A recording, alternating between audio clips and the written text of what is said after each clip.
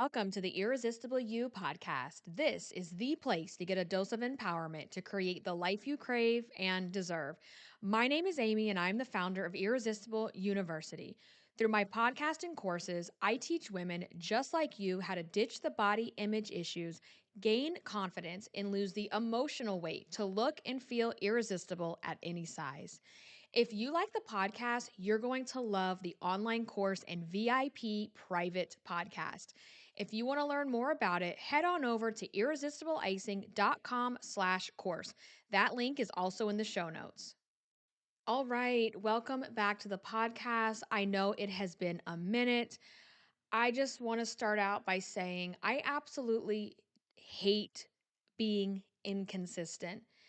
And I believe that, and I don't believe, I know for sure, I have been inconsistent with the podcast lately because there has just been so much going on that I don't have a moment of breath in the day to do things. And I don't mean that to be dramatic, but it's literally been like that.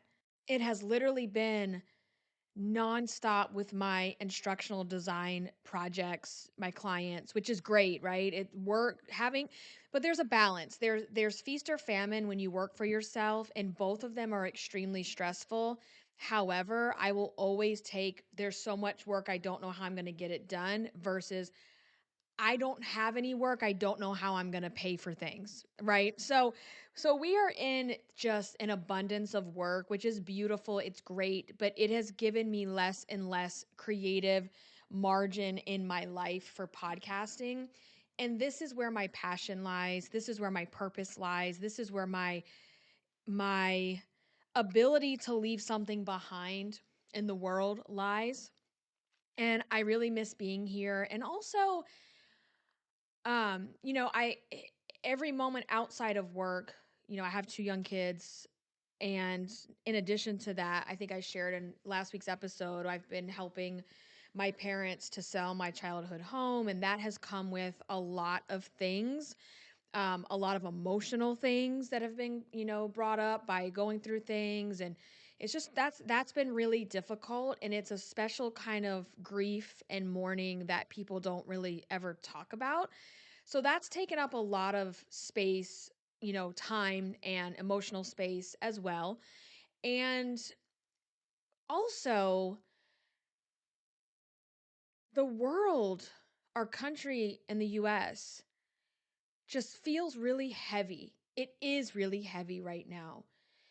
And it's been really hard to get on here and talk about body image and losing weight and self care when everything else is so serious and the stakes are so high and people are losing their lives and people are under threat. And that's a very real thing.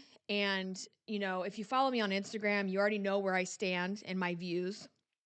And I don't really, this is not that kind of podcast, but I think it's worth talking about because we're at the point where, when you were growing up and people would say, don't talk about politics now.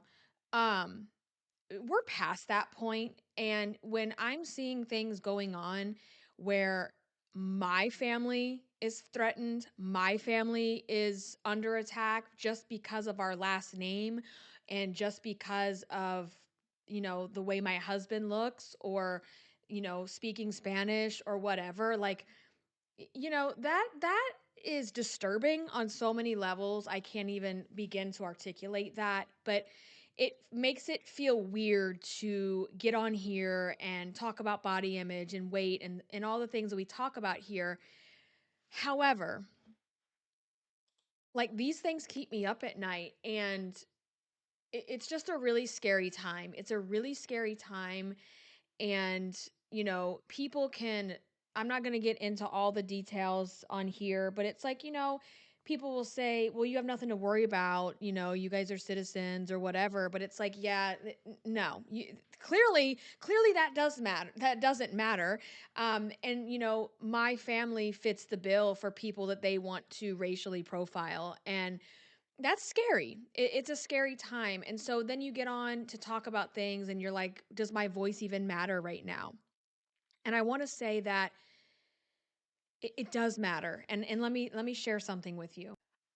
I saw a quote and I don't know where it came from, but I'm just going to share with you the premise of this is that joy and creativity and art is an act of resistance.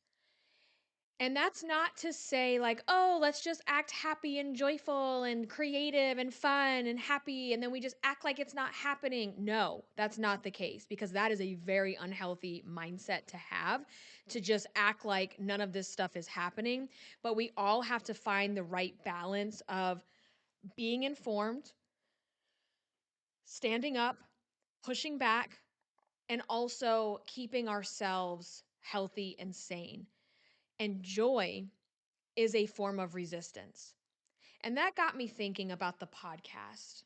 That got me thinking that this is my platform. This is my place in the world where I get to say whatever I want to say. I get to have a voice. I get to put that out there. And whether or not people like it or not, it's not my problem if people like it or not. I'm going to say what I have to say. And especially, like I said, this podcast is what I get to leave behind in the world, and that my children one day will listen to this and they'll wonder.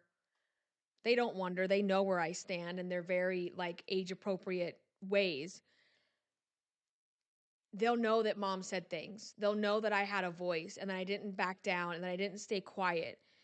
And especially in a world that feels really heavy, where every news cycle is just anxiety producing, it feels like having joy and happiness or creativity is betraying everything that needs to be fixed. But the reality is we can't fix it ourselves.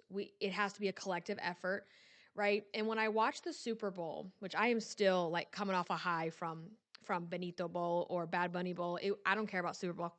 I was there for Bad Bunny concert. That's it. I have been a Bad Bunny fan for since he came out, and that performance was so incredibly beautiful, multicultural, what America is supposed to be. And a lot of things came up for me, a lot of things, but one of the things that came up for me was seeing all these beautiful people, all the flags of all the different countries across the Americas, seeing people dancing and united, and you know so much of that, it just made me realize, because we get caught up in hearing the horror stories that are out there and people being taken off the streets and people disappearing and people being shot and killed. And when you hear those things and they're horrific and they're the things nightmares are made of, and we start to think that everything is like that, and we forget about the good, we forget about the fact that there are more of us. There are more of us that can stand united and stand for humans than there are of the people that are full of hate and the people that need a segregated halftime show because they can't possibly stomach watching a Latino man sing in all Spanish for 13 minutes. They cannot possibly be open-minded to learning about a different culture, a different language, a different dance style. They can't possibly fathom that. And what kills me about that are these are the people that say snowflakes and yeah, y'all need a safe place and blah, blah, blah. But yet, y'all needed a safe place from a Puerto Rican man. And I literally, I can't. So watching the show made me realize or reinforced that joy is a form of resistance because, a lot of people were expecting that Bad Bunny was going to make like a big political statement. He was going to, especially in a time right now where Hispanic people are being targeted, that he was going to do something like statement wise and political and whatever. And the thing is he made a statement without making a statement, if that makes sense. Like showing the culture, showing the history of the island, showing all the different types of people and all the different, like, there was just so many moments. And especially at the end, like the billboard and the football and all the people coming together and singing DTMF, like It right there showed how powerful we all truly are when we stand up and we stay together and we have a voice. And I was crying through the whole thing. As soon as he handed the Grammy to his like young version of himself, I lost it because of course I think about my own children and just the fact that, there's so much possibility. And I was telling Frank, like, our kids are growing up like privileged in the sense that they don't even realize the importance or the magnitude or the fact that he was able to be on the Super Bowl and sing all in Spanish and that he did that and he is the biggest star in the world right now. Like, to them, they're just growing up that that's normal, right? They're growing up that that's normal and seeing people break barriers and, whether it's him or whether it's women or, whomever it may be. And that is just so beautiful. And, seeing the culture, like, so I always joke around and say, like, I was born white, but I identify as Latina at this point because let me stop. Um, my husband and I have been together for 20 years. This year will be 20 years. My husband is Mexican. I have grown like, 20 years of my life with this man. We have children who are Hispanic and just seeing just the chairs at the wedding, like I giggled and like smiled when the little boy was asleep on the chair. Like that happened at our own wedding. Like just like seeing that was so like beautiful. And I love Hispanic culture in all the different countries. And I'm just someone who loves to learn and loves to understand, like, that's why I love traveling so much. I love traveling because I like to learn about other people and customs and how they do things. And if you can't be open-minded to that, I don't really have space for you. I don't really understand that, like, I don't understand just being so close-minded. And how can you not like this music? How can you not like the joy, the unity, the pride, the just all of the things. And so watching that was like, he didn't have to come out there and say anything. He didn't have to, like to be negative or to, say anything directly political, right? His entire performance was a form of resistance because they hate to see people joyful. They hate to see people embracing themselves and loving themselves, and they hate to see it. And so joy is a form of resistance. That entire performance, what can you say about it? Like, what negative things could you possibly say about it? Like, and so that in and of itself pisses them off. It pisses them off because they can't possibly have that type of joy in their heart. You don't have joy in your heart when you need a segregated halftime show. Quite frankly, a trashy ass halftime show. That, like, come on, people. Anyway, so it was a form of resistance and it was a beautiful message.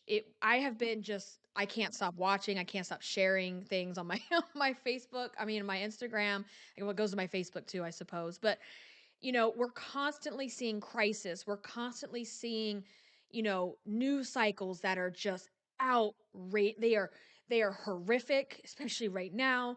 You know, um, you've got people around you that are either not paying attention, which is infuriating. You have people around you who are too neutral, which is infuriating. Or you have people who are completely uneducated about what's really going on. And you have people around you who lack empathy, who cannot possibly understand a situation until it happens to them. And we start to spiral. We start to spiral when this is what's surrounding us and this is what we're seeing, and we're constantly doom scrolling. So, joy as a form of resistance. Again, this is not that toxic positivity bullshit that's dismissing what's really going on around us, but it's taking a conscious decision to say, let me find moments of beauty. Let me find moments of joy. Let me find moments of connection because everything else right now is really heavy. This doesn't, like, if you think about Bad Bunny's performance, that doesn't ignore the suffering of people who are being taken away to ICE detention. That doesn't ignore the suffering of people that are scared to leave their homes. That doesn't ignore the suffering of, people being profiled for what they look like. But it's acknowledgement that our life is, we have this ability to hold two things true at one time. We have the capacity to hold grief and concern with our gratitude, with our joy. That is the human experience. You cannot be human without suffering, right? And knowing how to balance and know that two things are true at the same time, right? That's what this was all about. And when you think about regimes or societies that are taken over, fascist societies, regimes, things like that, they want to get rid of the arts. They want to get rid of music. They want to get rid of extracurriculars. They don't want people to have that outlet. Okay. And so joy as resistance is the thing. And so that was my takeaway truly. And um I decided, the podcast brings me joy. The podcast is my creative outlet in the world. My podcast is a place to speak my mind. And I am very open about the fact that if you don't like what I have to say, that's why there's other podcasts. There are thousands upon thousands upon thousands of podcasts. And if you don't like me, if this podcast right now has turned you off, then this podcast isn't for you. And it also makes me wonder, like, why you thought those beliefs were safe to have here, because they're not. They're not safe to have here. And I'm not your safe place. Go and find a different safe place, because my podcast is for human beings that, I don't care who you love. I don't care who you want to be. I don't care where you come from. I don't care who you marry. I don't care. I'm in a multicultural family that I created. And that's a beautiful thing. It's a beautiful thing. So, you know, I'm going to use my voice. I'm going to still be here. I'm going to choose joy as resistance. Do your paintings, do your art. Some of the best art has come from times like this. Get yourself out there and do what you want to do. And that show was really like reconfirming for me that part, and showing up anyway, choosing to stay well and not checking out just because things are horrific. That's how we move forward. That's how we resist what's happening. And this came at a time in my life where just a week ago, I was sitting in my office and I just couldn't stop the tears. When you're overwhelmed and you can't stop crying. And I said, at what point can you go to the ER and check in to take a rest? Well, what's wrong? Well, there's nothing physically wrong. I'm extremely anxious. I'm extremely overwhelmed, and I'm on the verge of burnout. And that's kind of where I was at last week. I'm not saying I'm fully recovered, because you're not going to fully recover from that in a week, but that's burnout. That is burnout talking. The fact that we are living in a society where we secretly wish for just a small stomach virus, just a little something to take me down for a day or two, where I have to go to the hospital and have everybody take care of me, because it feels like illness is the only rest we're quote unquote allowed to have, right? When you are overwhelmed and you are burnt out and you have to meet deadlines for work, if you were to tell someone that, a client, they're going to think, oh my God, she's incompetent. She can't time manage, blah, blah, blah, blah, blah. Then they're going to constantly worry.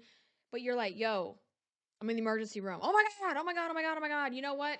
Take all the time you need, right? We are in a society where we are in such hustle culture all the time. The fact that going to a hospital feels like rest, something is broken here. Something is deeply, deeply broken. And just this, I was able to push through it. I got my work done, but I'm exhausted all the time. I'm exhausted all the time. And it's the type of exhaustion that going to bed for 12 hours doesn't fix. And I was sharing with you in the last episode that I know that I need a glow up. I'm at this point, I'm turning 45 in a few months. I need a glow up. Not feeling like myself lately, physically, kind of just been stagnant with weight loss, just kind of stagnant with glam and all those things. And so, this on the verge of burnout, the world and the country are on fire. I'm thinking, all right, so when a glow up is not a nice to have, Amy, it is a necessity. A glow up is now a necessity. And when we talk about glowing up, it's not just going to get Botox, getting lip filler, getting a facial, doing your hair, doing your nails, getting some clothes, losing weight. I'm talking about a complete glow up that is, yes, some of those things are in there. Girl, I got my Botox appointment tomorrow. Okay. It's been on the book since the fall. But like, in addition to, right? So a glow up is, I think, is is completely necessary and no longer a nice to have when your nervous system is fried. You're disassociating from life. You're fantasizing about escaping. You need a glow up. And, between the state of the world, the workload I have, the personal stuff going on, my nervous system is screaming at me. It's warning me. The check engine light is on and it is blinking and it is screaming. If you don't stop and slow down, and if you don't take better care of me, I am going to actually burn out. And burnout is a horrible thing. It takes a long time to come back from. So this check engine light, if your check engine light is yelling at you, it's screaming at you, it's blinking at you, your nervous system is fried. Okay? And this isn't about looking better, it's about thriving. It's about thriving. And so a glow up has to truly start from the inside. We have to figure out what's really going on, okay? So, you know, some of the things that I would like to share with you that I think are really important is number one, mental health. Mental health. I have had the same therapist for almost 6 years now. I was pregnant with Javi. So I got pregnant with Javi in 2020 and I've been with her ever since. I go every single week. Mental health, mental health, mental health. You have to get healthy mentally. You have to. If you have things that you've never coped with, you need to get in therapy. Even if you don't have like traumas that you have to deal with, I go to therapy every week because it's a person who's not related to me, a person who's not married to me, a person I didn't give birth to, a person that I can talk to about everything, right? And it's very subjective. And she can give me, advice, or I can just dump what's going on in my brain and kind of help me organize it and pack it the right way for the week. So, number 1, we got to get healthy in our brains. We got to get our mental health in check. Okay? And number 2 of a glow up is emotional regulation. If you're feeling how I was feeling last week, where I literally was like about to just go to the emergency room for anxiety and burnout. I'm not kidding. I'm not kidding. I was Googling, I was like, can you go to the emergency room for burnout? And if you're in that place where you're fantasizing about, maybe you kind of like sprain something or like just a little something where you're not going to have long-term damage, but like you'll get a couple days off and be on a drip. If you're fantasizing about that, then you've got to regulate your emotional state as well. And what does emotional regulation look like for you? So for me, I don't know what it's going to look like for everyone, but I will share with you what I'm doing. And I know that physical activity I have been avoiding like the plague, especially these last couple months. This is one of the coldest winters in Virginia Beach that we have had in a very long time. We usually have a lot of those like 70 days, like little pockets here and there. It has been brutal. It has been brutally cold, and I think it's getting to all of us. And so, physical movement I have not been doing. Of course, we're not swimming, I'm not walking, I'm not exercising, and I feel sore. I feel weak. I feel sluggish. I feel not strong. And so yesterday, I told Frank on the way home from cheer practice, I was like, hey, because he had told me maybe like um, for motivating both of us to get, because he hasn't been in the gym as much either. He was like, hey, what if the two of us got up early on my days off and we work out before the kids get up? I was like, bet. So yesterday, we had just talked about that. We never said like when we were starting. We're coming home from cheer practice, it's late.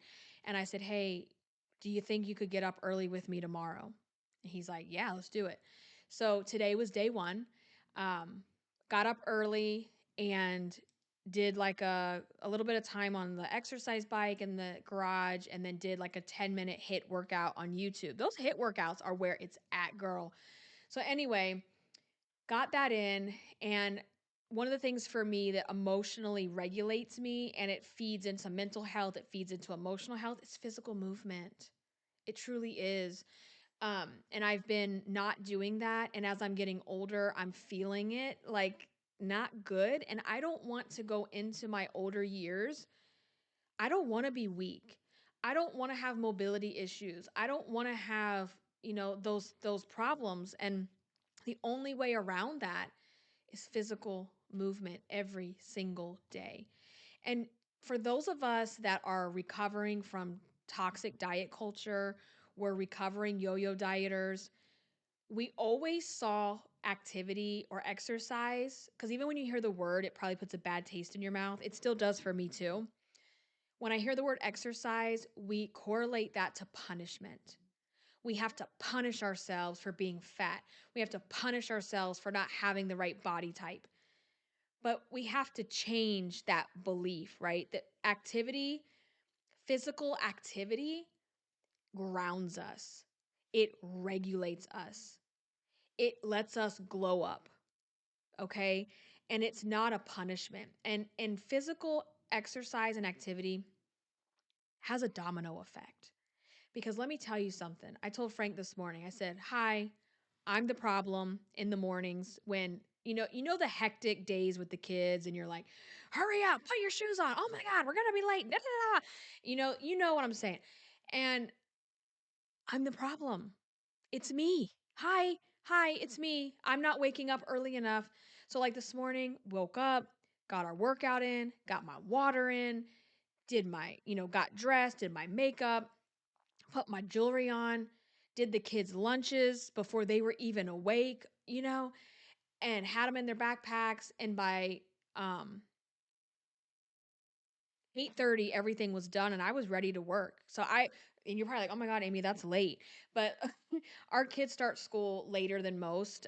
It's like around 9, like around 9. So anyway, I was like, no one's fighting, no one's yelling, no one's arguing. This is so easy. And I can get in the office early, start my podcast before I have to do client work. Like and I feel really good about today. I feel sore, but I want to feel sore because then I know my muscles are getting worked and getting stronger.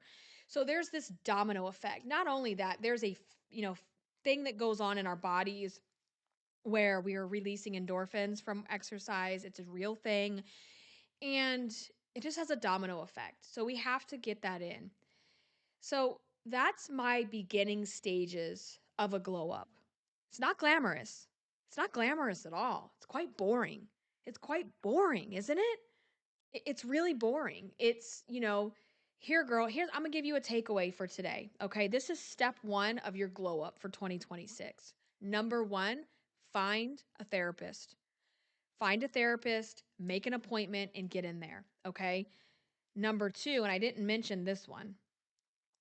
Number two is you're going to make another appointment.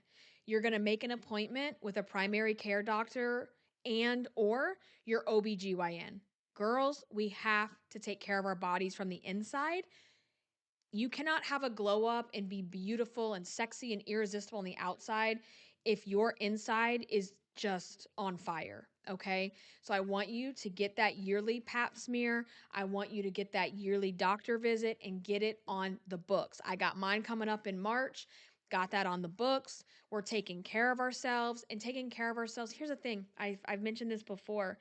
When we have struggled with body image, we don't go to the doctor. Why? Oh my God, there's a scale. We don't want to get on the scale. OBGYN, they got to see it all laid out on the table naked.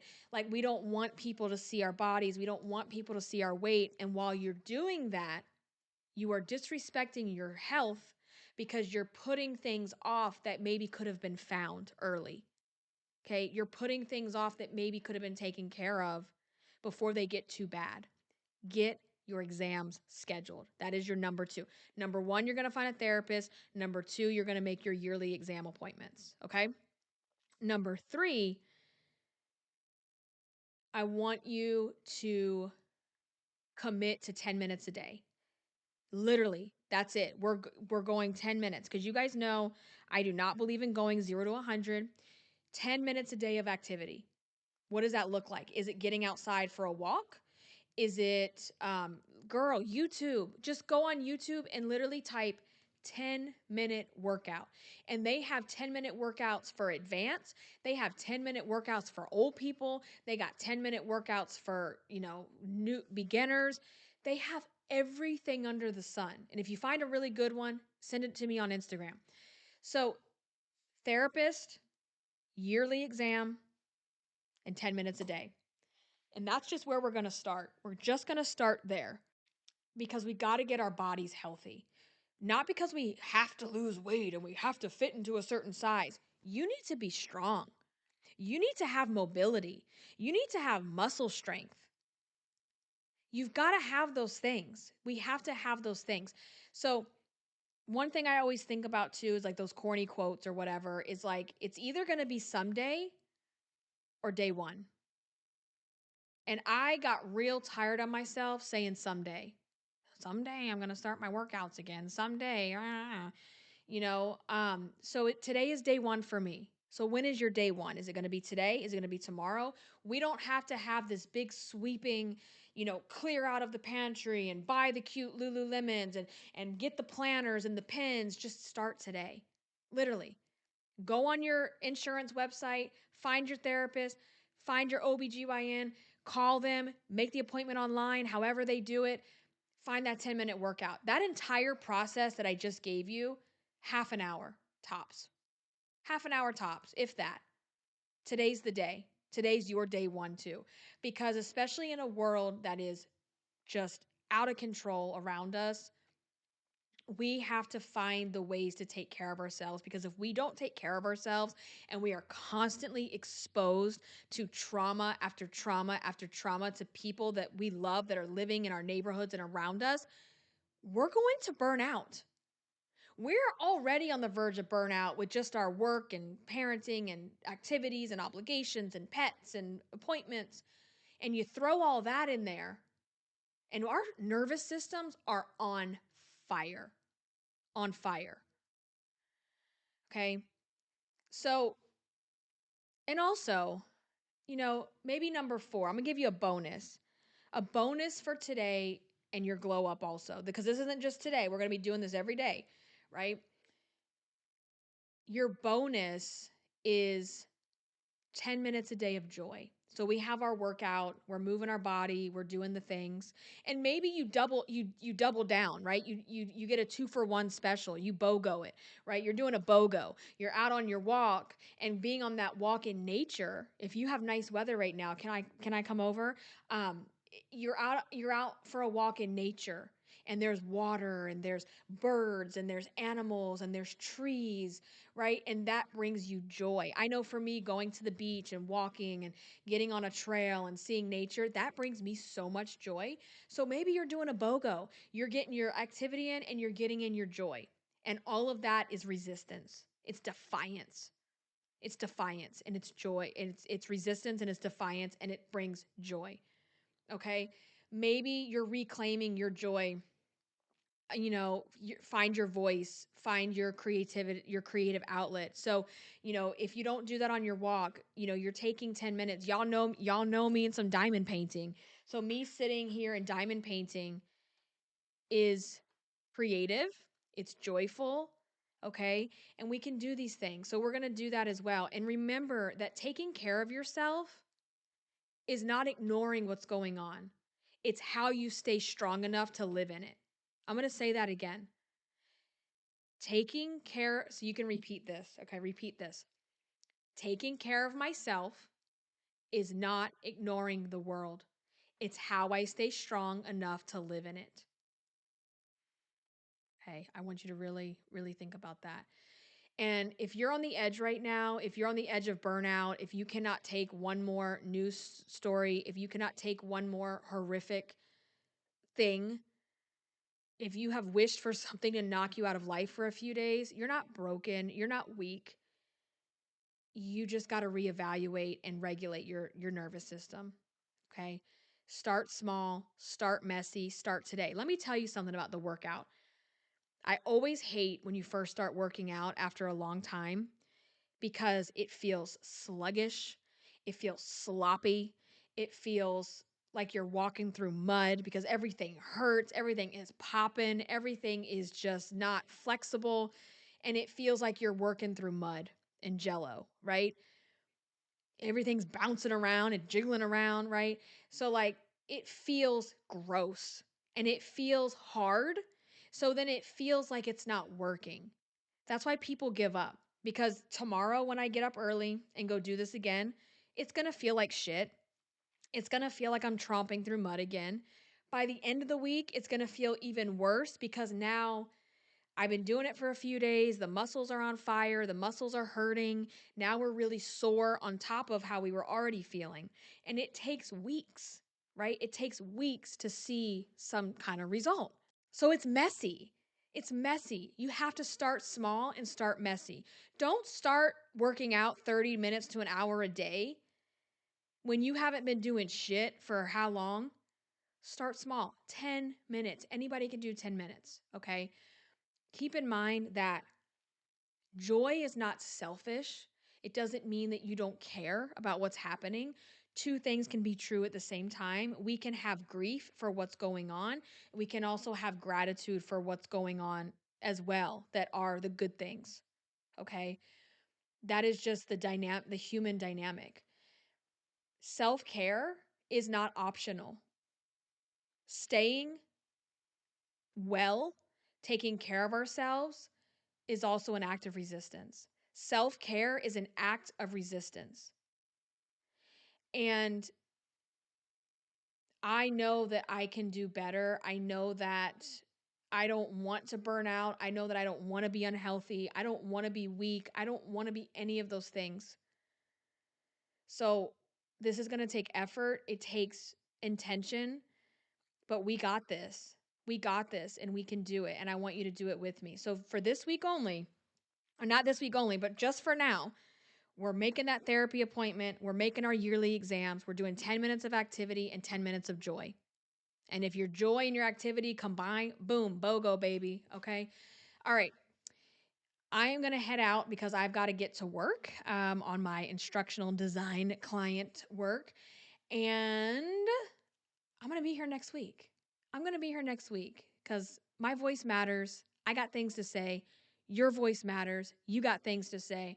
And we got a life to live, and we're going to do it. So if you like my podcast, remember to head on over to your podcast app, leave a rating and review. If you don't like it, you don't really need to tell me that. Anyway, If you want to keep in touch, keep in touch. The best way is on Instagram at irresistible icing. I post over there just about every day. I share a lot of stories and things like that too. So I'm going to go ahead and go. Have an amazing week. I will catch you in the next one. Until then, stay irresistible. Bye, guys.